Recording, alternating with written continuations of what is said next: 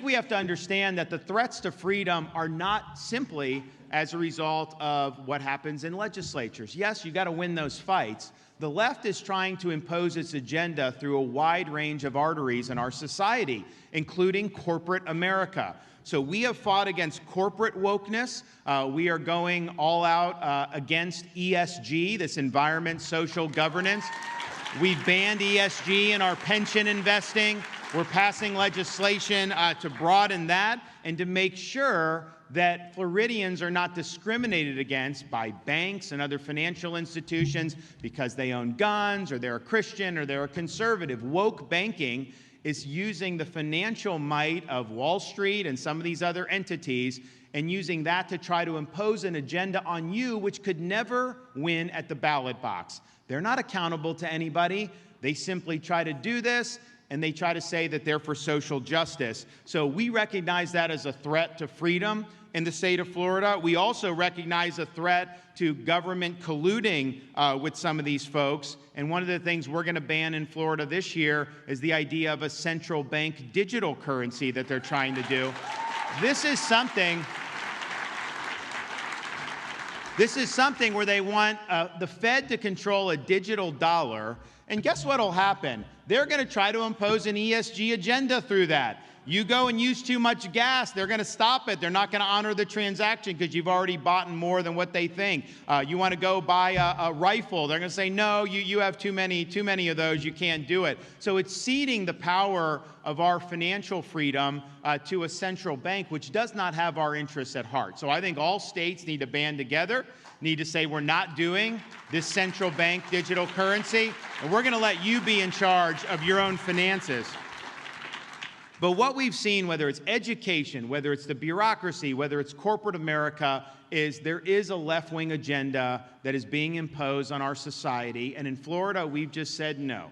We said we recognize this as a threat across the board, and we pledge to fight the woke in the schools. We pledge to fight the woke in the corporations. We pledge to fight the woke in the halls of the legislature. Florida will never, ever surrender to the woke mob because our state is where woke goes to die.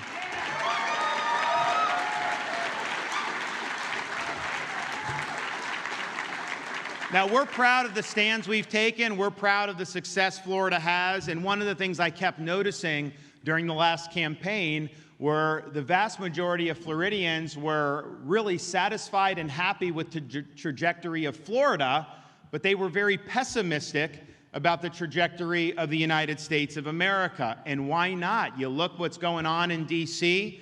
You see Joe Biden, weak, floundering leader. He's controlled by the leftist elements of the Democratic Party. You look at what he's done. He has probably done as much as anybody, maybe Jerome Powell at the Fed, to unleash the worst inflation that this country has seen in over 40 years. This is making our country weaker. It's making our citizens poorer. And here's the problem.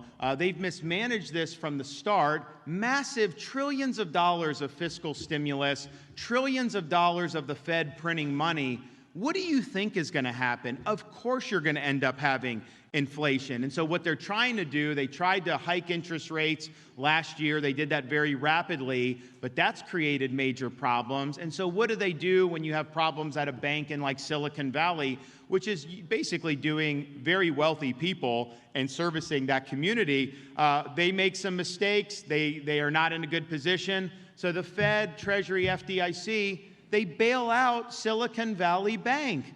Well, if there was a bank in this part of Pennsylvania that serviced like agriculture or small businesses, do you think that they would have been bailed out under similar circumstances? No.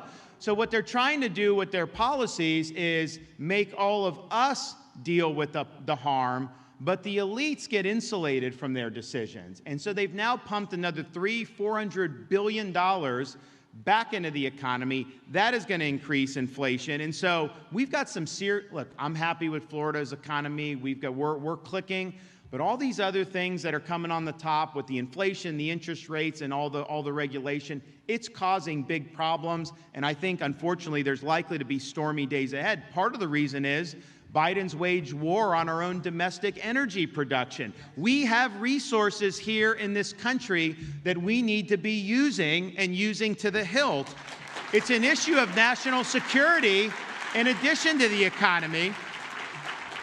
His fecklessness with the border, I think, has been an absolute disgrace. You have people that are dying by the tens of thousands in our country because of fentanyl overdose. You have criminal aliens that are pouring into the country.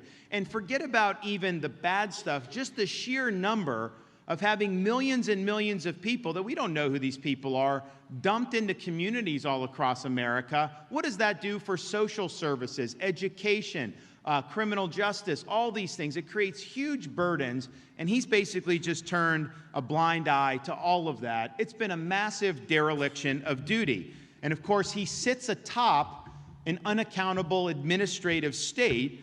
This is an administrative state that is not answering to the American public. They don't serve the interests of we, the American people. They loom over the people, and they impose their will on the people. You know, Ronald Reagan used to say the most frightening words in the English language were, "I'm from the government and I'm here to help." And when he said that, he was identifying the problems with kind of the Great Society run amok, some of the things that happened in the 60s and 70s. He was right about that. I think the difference between his time and our time is, yes, the bureaucracy still does all those things, but the bureaucracy has become weaponized against people that the elites don't like. You look to see the IRS targeting scandal that Keith and I fought against, where they were going after conservative groups.